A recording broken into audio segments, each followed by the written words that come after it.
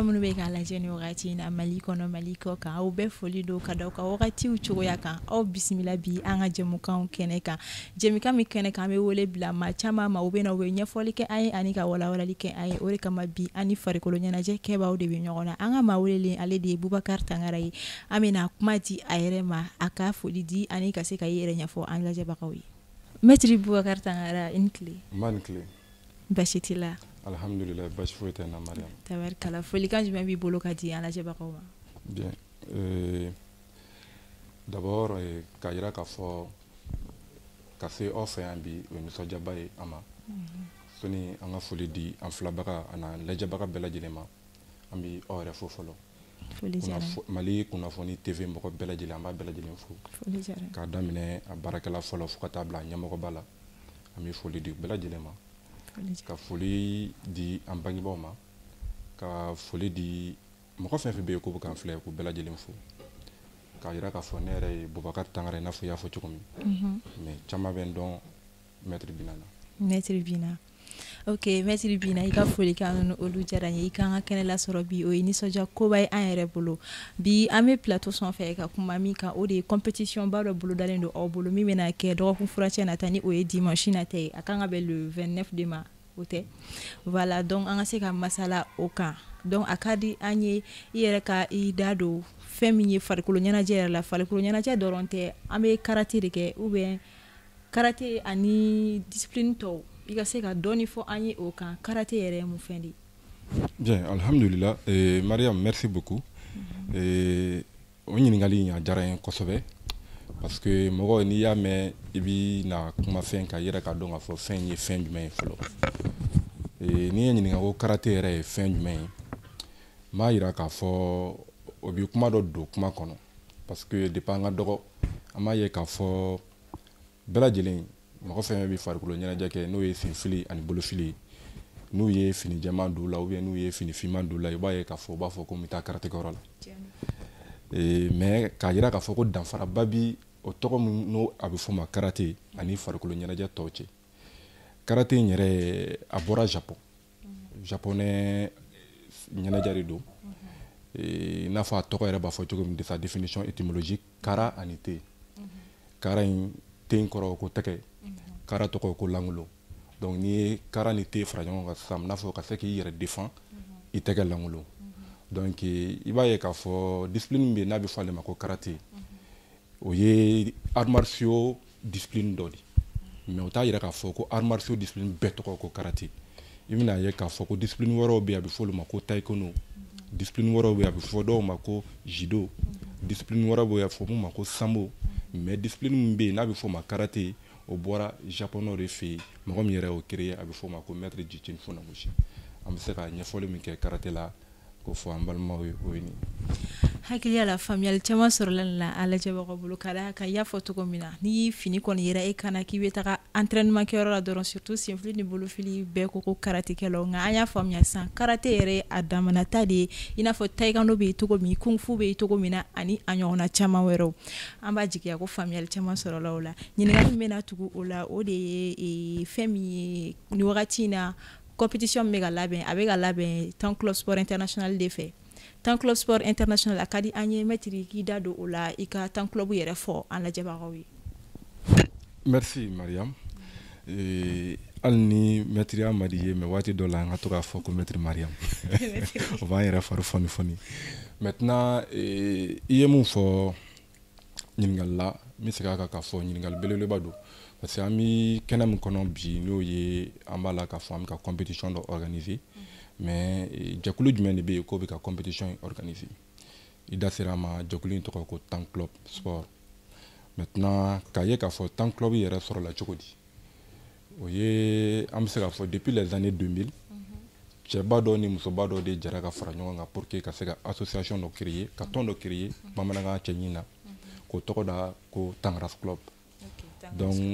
o ye depuis les années 2000 an bɛ se k'a fɔ ni bi cɛ san 24 an bɛ k'o ɲini o cɛba n'o musoba ninnu an hakili bɛ se ka to minnu tɔgɔ la u ka ca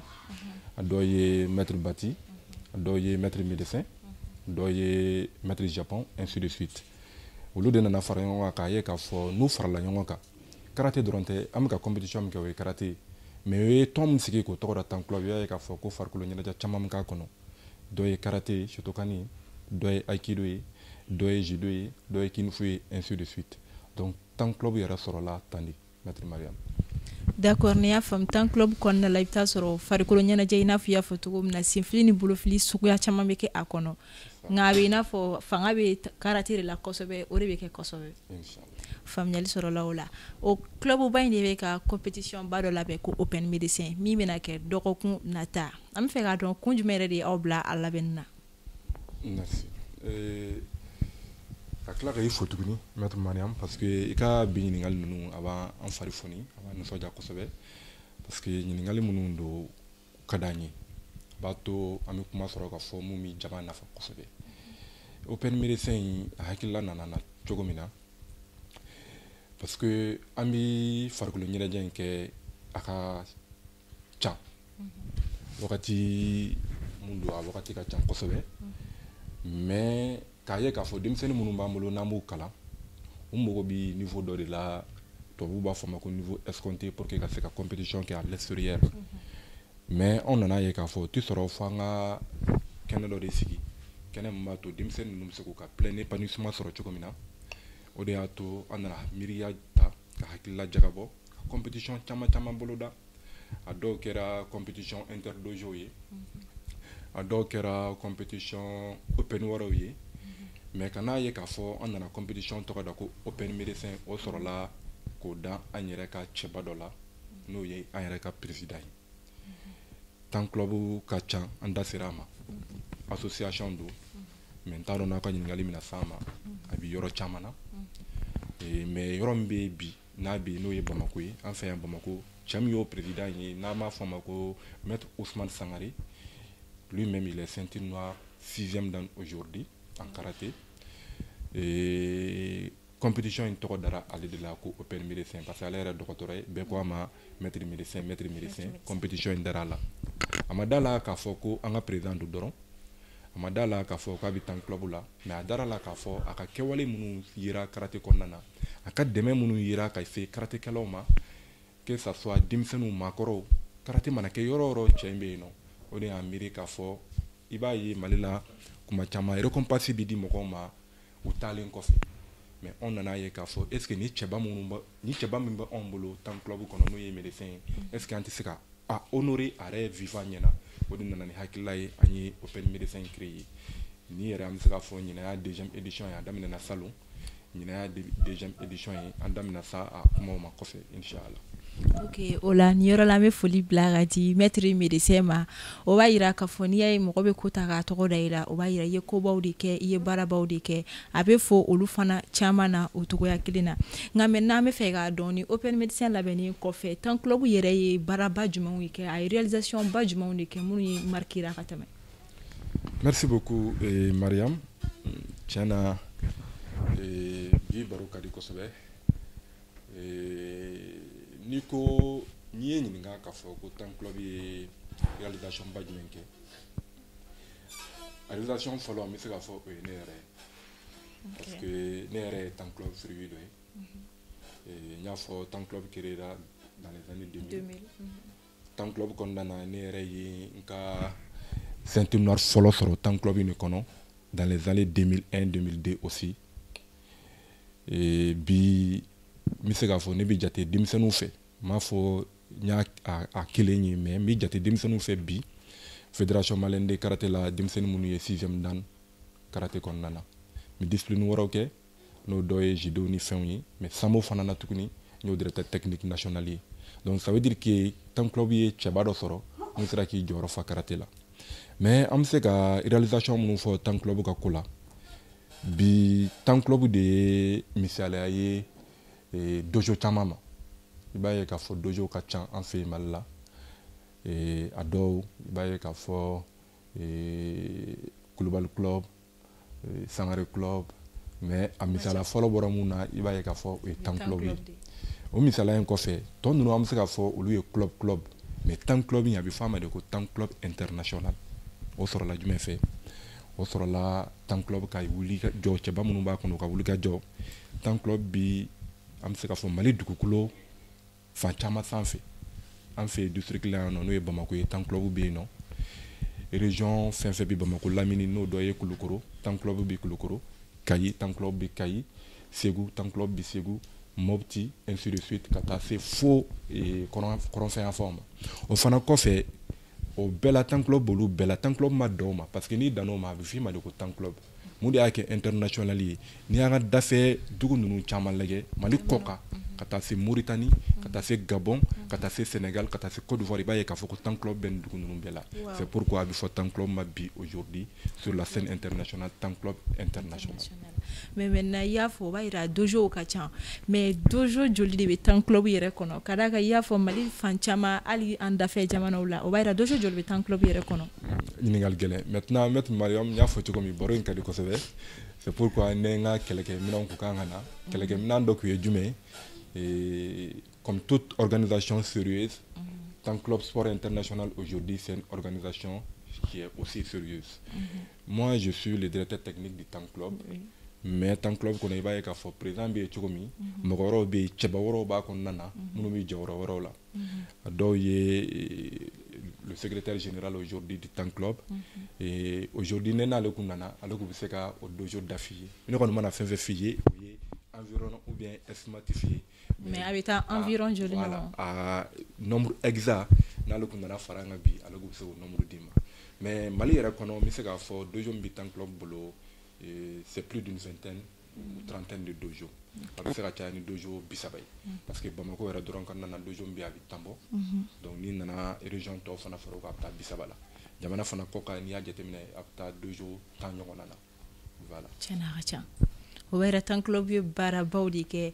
farikolo ɲɛnajɛ kow kɔnɔna la an ka jamana kɔnɔna la kɛrɛnkɛrɛnnenya la karate hukumu kɔnɔna la mais o dojo ninnu caman na u bɛ discipline wɛrɛw kɛ wa ou bien u fana bɛɛ ka base ye Shotokan karate de bien merci maître Mariam an ka to k'o fɔ baro kɔnɔ kuma daminɛ na n y'a fɔ ni ɲininkali bɛ s'a ma mais ɲininkali bɛ ka to de ka s'a ma dɔɔni dɔɔni dojo fɛn fɛn bɛ Tan Club kɔnɔ i b'a ye k'a fɔ dojo caman bɛ yen olu ka base don dojo dɔw bɛ yen olu ka base ye karate i n'a fɔ i yɛrɛ ye cogo min dojo dɔw bɛ yen olu ka base ye aikido ye dojo dɔw bɛ yen olu ka base ye judo ye mais exigence don an kan mɔgɔ minnu ye jɛkulu in créer k'a jira k'a fɔ ko ni Tan Club dojo sɔrɔla fan o fan a kana dan discipline kelen ma o de b'a to i b'a ye an ka Tan Club bɛ fan o fan discipline kelen tɛ yen n'i y'a ye karate bɛ ka kɛ yɔrɔ min na i b'a ye judo faralen don a kan i b'a ye taekwondo bɛ ka kɛ yɔrɔ min na i b'a ye kinfo faralen don a kan ainsi de suite dojo fɛn fɛn b'a kɔnɔ a bɛɛ bɛ taa discipline 2, 3, 4 ɲɔgɔnna na tiɲɛ yɛrɛ la o b'a yira mɔgɔ kan ka taa i den tɔgɔ sɛbɛn o dojo la dojo kelen na i bɛ taga karate kelen kalanni kama i n'a fɔ an b'a faamuya cogoya min na nka i bɛ discipline wɛrɛ kalan ka fara a kan an bɛ segin ka na compétition ko kuma o kɔnɔna la ka sɔrɔ ni compétition in kɔni labɛnni ye yala Tan Club dojo dɔrɔn de bɛ ka participer a la wa ou bien dojo wɛrɛw bɛ se ka don a la i n'a fɔ minnu tɛ Tan Club kɔnɔna la merci Mariam an bɛ ka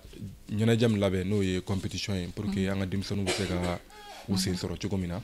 ka se ka internationalw sɔrɔ kulonkɛ in kɔnɔna na an kun y'a laɲini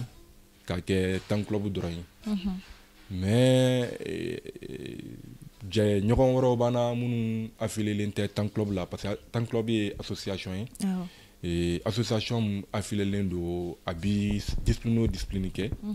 a affilielen don o fédération na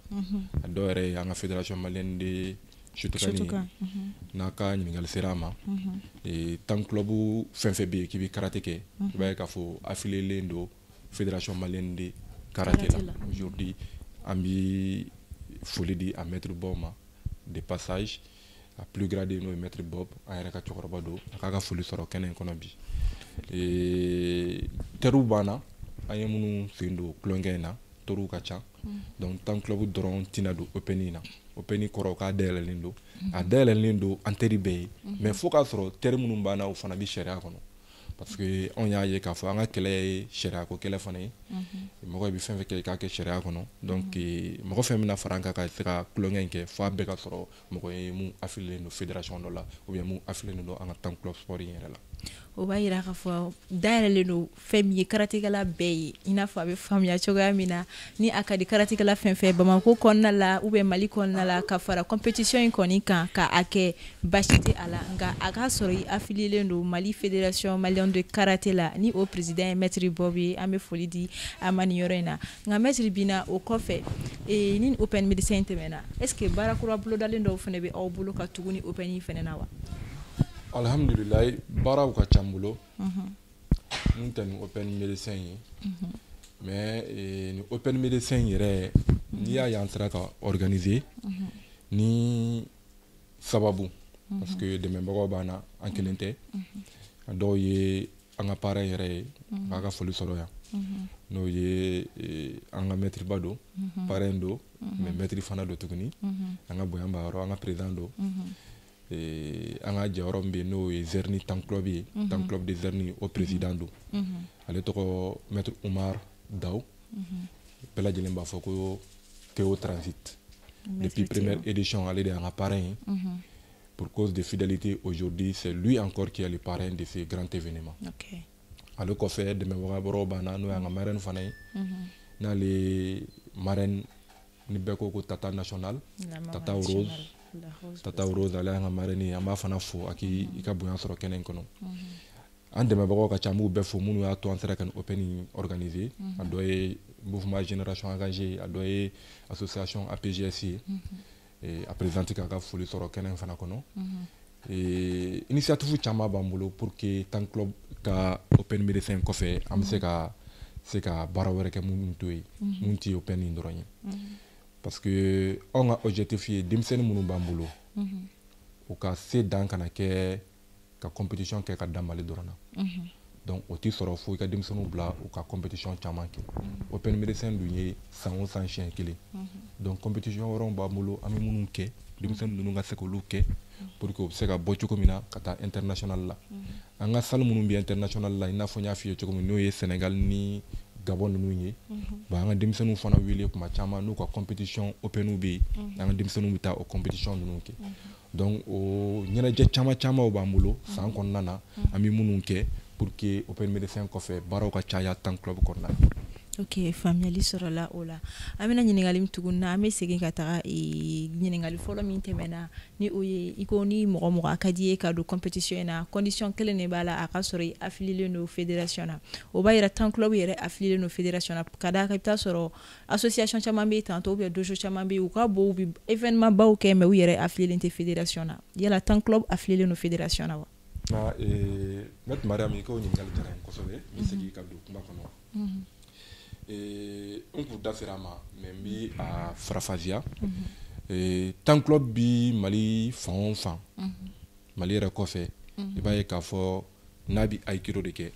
a affilielen don fédération malienne d'aikido la n'a bɛ judo de kɛ a affilielen don fédération malienne de judo la n'a bɛ karaté de kɛ a affilielen don fédération malienne de karaté la o misaliya ye ne yɛrɛ ka salle minnu bi yan en tant que directeur technique du Tank Club Sport International a bɛ taa salle 4 5 ɲɔgɔnna na Bamako yan a salle kelen kelen na u bɛ zone minnu na zone sportive minnu na parce que i b'a ye salle dɔw bɛ Bamako mais u t'u yɛrɛ sɔrɔ zone sportive de Kulukoro la a bɛɛ affilielen don ligue minnu na u bɛ ligue minnu terrain kan ni n ka dojo min bɛ Kulukoro territoire la i b'a ye k'a fɔ affilielen don la ligue régionale de Kulukoro ni mun bɛ Bamako affilielen don la ligue du district de Bamako donc fédération malienne de karaté an ka salle o salle bɛ yen k'a bɛ Tank Club kɔnɔ an fɛ yen a bɛɛ affilielen don fédération minnu bɛ yen u bɛ relevé minnu na o b'a yira k'a fɔ Tank Club ye association min serieuxlen don ni sɛbɛ bɛ a ka baara la ka d'a kan bɛɛ tɛ se ka baara kɛ tilennenya kɔnɔ bɛɛ tɛ se k'i yɛrɛ bila sariya kɔnɔ k'i majigin fédération fana ye ka baara kɛ a ma nɔgɔ bɛɛ ma hali bi an Tank Club mɔgɔw don an bɛ segin an bɛ don question kɔnɔ tuguni an bɛ fɛ ka dɔn maître maintenant ni compétition in kɔfɛ aw ka attente ye jumɛn ye juguya jumɛn de bɛ aw la ni compétition in kɔfɛ? Bien, Mariam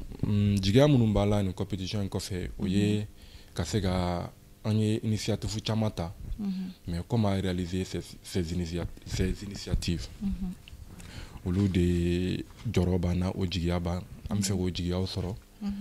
a dɔ ye denmisɛnnin ninnu ka accompagnement ye parce que i b'a ye k'a fɔ le bien-être dans le karaté aujourd'hui c'est très très difficile i b'a ye farikolo ɲɛnajɛ la bi maliyɛn sɛgɛnnen don kosɛbɛ ka tɛmɛ dugu caman kan an ka dafɛ dugu minnu bɛ yen n'an ɲɛ jɔ u ma olu kɛmɛ ka avancement ba kɛ ka tɛmɛ an kan. Tu verras un champion malien qui n'a même pas de quoi se déplacer aujourd'hui pour que ka se ka t'i ka ciw la ou bien ka taa entraînement kɛyɔrɔ yɛrɛ la. Et puis malien champion de fana ye vraiment hali ka dumuni kɛ ka se ka taa entraînement kɛyɔrɔ la pour que ka se ka champion in titre garder a ka gɛlɛn a ma. Alors que an ka dafɛ jamana ninnu na i b'a ye k'a fɔ champion bonyanen don bonya dɔrɔn tɛ champion bɛ se ka balo a yɛrɛ ka capacité financière la a bɛ dɛmɛ minnu sɔrɔ a ka champion kɔfɛ. Donc o initiative de b'an bolo an bɛ fɛ ka minnu bila sur place maliyɛn yɛrɛ ka se ka vini ka ari ka martial ye que les martial maliens puissent vraiment vivre de son art. Karaté kɔfɛ réinsertion minnu bɛ yen parce que champion fana mana ka champion wagati tɛmɛ a ka ca la caman bi école to kɔfɛ ka fɔ ko mɛ ɲɛsin karaté ma. Donc karaté fana mana ban i b'a ye baaraw bɛ gɛlɛya a tigi bolo a tɛna se ka baara wɛrɛ sɔrɔ denbaya yɛrɛ tali fanga tɛna k'a la. An b'o kɔnɛ an tɛ fɛ o ka champion ka kɛ kalankɛla ye. Nka mɛtiriw caman b'a fɔ ko n'i bɛ entraînement kɛ surtout championnat wagati k'i ka dumuni kɛ ka reposer bon n'a bɛnna ni école wagati a ma nɔgɔn fana dɛ. A ma nɔgɔn mais o t'a to an ka école fana an b'a encourager an ka champion fɛn fɛn bɛ yen u k'u jija u ka kalan kɛ parce que champion ni kalan de bɛ taa ni ɲɔgɔn ye. Mais i ye mun fɔ exigence dɔ bɛ champion na a ti ɲɛ f'i ka sacrifice dɔ kɛ école wagati bɛ yen mais fo e ka école ka kɛ kɛrɛnkɛrɛn cogo dɔ la parce que champion wagati f'i ka reposer i ka se ka dumuniw kɛ i ka se ka repos sɔrɔ o ni kalan tɛ se ka taa. Donc o la accompagnement champion kɔfɛ cogo min na an ka champion ninnu bɛ se ka accompagner u ka champion vie kɔfɛ olu initiative caman b'an bolo mais a ka di an ye ka dɛmɛbagaw fana sɔrɔ minnu b'a accompagner o sira ninnu fɛ kosɛbɛ. An b'a tigɛ fana ko lamɛnbagaw tulo bɛ na bɛɛ lajɛlen kɔni b'a dɔn ko farikolo ɲɛnajɛ jɔdaba de bɛ mɔgɔ ka ɲɛnamaya la donc ni a fɔra la ko o kɛbaga maa minnu bɛ u ni di u ma u ka sifiya wagatiw la kuma min na u bɛ na taga u ka carrière ban wagati la ko kow bɛ tila ka gɛlɛya a ma nɔgɔ o la an bɛ wele bila ka taa jɛkulu ma ni an ka jamana minisiriso min ɲɛsinnen don farikolo ɲɛnajɛ koyaw ma u ka u ɲɛ jɔ nin yɔrɔnin fana o la o kɔfɛ an ka jɛmukan bɛ ka taa kuncɛyɔrɔ la an bɛ fɛ ka dɔn mɛtiri ni association wɛrɛw bɛ yen ou bien dojo wɛrɛw bɛ yen minnu bɛ fɛ ka baara kɛ ni temps club ye yala aw bɛ olu daga wa? Alhamdulillah maître Mariam temps club kɔnɔ bi o yɛrɛ de y'an ka laɲini ka se ka mɔgɔ sɔrɔ baara kɛ ɲɔgɔn ani mun bɛ se ka jɛ ka fara ɲɔgɔn kan ka baara kɛ parce que bamananw b'a fɔ ko kɔnɔkulu jɛlen de bɛ se ka bi fɔ donc o la mɔgɔ kelen fanga tɛ se ko la. Donc Temps Club est largement ouvert à ça, à ce que peut-être les autres associations puissent venir, ou soit des dojos puissent venir au sein de ces grands regroupements qui est le Temps Club. Et on va mirer en terre chamana, en doye association, on ne va pas faire de promotion, mais c'est qu'une association bi en fait en Bamako ya, on oublie déjà bara chama ke ñongo fait. Association woro bi anu munu ka jaka barake, mais ni association woro munu bi munu fait ka en contacter en barake, on est largement ouvert à ça. Ok, familiali sɔrɔ la o la. Maintenant mɛtiri an bɛ fɛ ka dɔn kumakan laban jumɛn b'i bolo jɛmukan kɔnɔna la? Maître Mariam sɔnni n ka kumakan laban fɔ jɛmukan in kɔnɔna na. I da sera ma sisan an bɛ foli di an ka farikolo ɲɛnajɛ, que ce soit le karaté, que ce soit d'autres sports, au département yɛrɛ patronba bi n'o ye monsieur Famba an teri don a yɛrɛ ye denmisɛnnin a yɛrɛ ye farikolo ɲɛnajɛkɛla ye an jɛɲɔgɔnw teri don an yɛrɛ teri don bi bi n'a bɛ ka baara caman kɛ an bɛ foli di a fana ma ka foli di an ka jamana ɲɛmɔgɔw ma an ka autorité minnu b'an kunna bi ka jira k'a fɔ u ye an kunna wolo sira caman fɛ an b'o foli d'u ma k'u jija o sira in fɛ kosɛbɛ k'a jira k'a fɔ anw bɛ ka baara min kɛ baara nɔgɔn tɛ mais ni Ala sɔnna an tɛna décourager a la parce que an bɛ nin bɛɛ kɛ a dɔ la an t'a k'an yɛrɛ kama an b'a kɛ denmisɛnnin minnu b'an kɔ jama minnu b'an kɔ an b'a k'olu ka siniɲɛsigi kama donc k'a jira o denmisɛnninw parents na o ka fara an kan an ka se ka nin ko in kɛ ka se ka denmisɛnninw dɛmɛ u ka denmisɛnninya kɔnɔ parce que bamananw b'a fɔ bi denmisɛnnin o de ye sini mɔgɔkɔrɔba ye ka foli di aw ma an minnu y'an invité bi Mali kunnafoni TV kan ka foli di malien bɛɛ lajɛlen ma malien den bɛɛ lajɛlen ma ka foli di an ka jɛkuluba ma n'o ye Tanclo Sport a maitriba bɛɛ lajɛlen u caman mina kɛnɛ sɔrɔ Open Médecin yɛrɛ ka n'o ye le 29 de ce mois dimanche Inch'Allah a yirimajɔ u caman mina kɛnɛ kan ka foli di u bɛɛ lajɛlen ma ka foli di an filɛbaga bɛɛ lajɛlen ma ka fɔ a salam an b'a fɔ aw ni ce a ka lamɛnli ko ɲuman na